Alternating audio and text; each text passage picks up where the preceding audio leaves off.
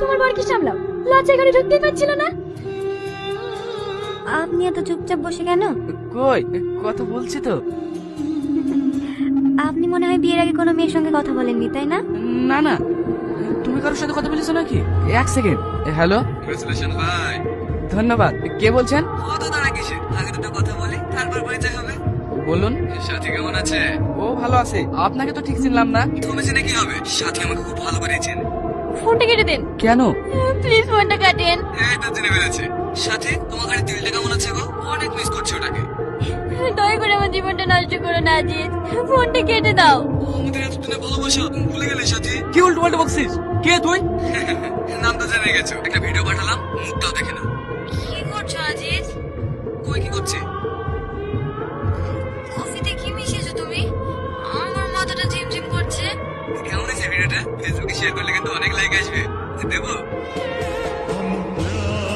আপনি আমাকে ক্ষমা করে দেন। সরিস আমার কাছ থেকে। তুই আমাকে ঠকিয়ে বিয়ে করেছিস। এতে আমার কোনো দোষ নেই, আপনি আমাকে একটু বোঝার চেষ্টা করুন। তুই কলঙ্কিনি, তোকে অন্য ছেলে টাচ করেছে। আমি তোকে শেষ করে ফেলবো। বলো কি সমস্যা? কাল থেকে আমার বউকে খুঁজে পাওয়া যাচ্ছে না স্যার। Missing report. কত বছর হলো বিয়ে হওয়া? 3 দিন স্যার। প্রথমে ভেবেছিলাম মায়ের বাড়ি গেছে, কিন্তু ওখানেও যায়নি। কিভাবে বিয়ে করেছো? প্রেম করে না দেখাশোনা করে? দেখে শুনে বিয়ে করেছিলাম স্যার। বুঝেছি, এই কেস নেওয়া যাবে না। কেন স্যার? আরে বুঝতে পারছো না, তোমার বউ বয়ফ্রেন্ডের সঙ্গে পালিয়ে গেছে। একদম বাজে কথা বলবেন না, আমার সাথে এরকম করতেই পারে না। আজকালকার মেয়েরা সব পারে। যাও তো এখন, সময় নষ্ট করো না।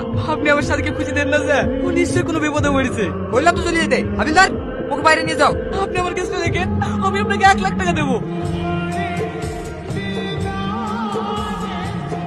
যেখানে সেখানে কথা বলতে বলে হয়? থানায় স্যারের একটা সম্মান নাই? এবার থেকে টাকা পয়সা দিলে হকে বলবা। এবার তোমার বইয়ের ডিটেলস গুলো বলো। হ্যাঁ হ্যাঁ, এই দেখেন স্যার, এইটা আমার বউ। আচ্ছা, তোমার কি কারোর উপর সন্দেহ হয়? এই বিয়ের রাতে ও কার সাথে ফোনে কথা বলছিল, দেখে মনে হলো বিরাট টেনশনে আছে। তোমরা আর কতদিন লেগে থাকবো আমার পেছনে? আমি আর পাচ্ছি নি, প্লিজ আমাকে রেহাই দাও। আমাকে দেখেই ও ফোনটা কেটে দিল। জিজ্ঞেস করলাম তো কিছু বললো না। নাম্বারটা ম্যানেজ করা গেলে। আচ্ছা স্যার, কে দেখার জন্য আমি নাম্বারটা নিয়ে রেখেছিলাম। গুড। সূর্য, নাম্বারটা ট্র্যাক করতে পাঠাও। ঠিক আছে স্যার।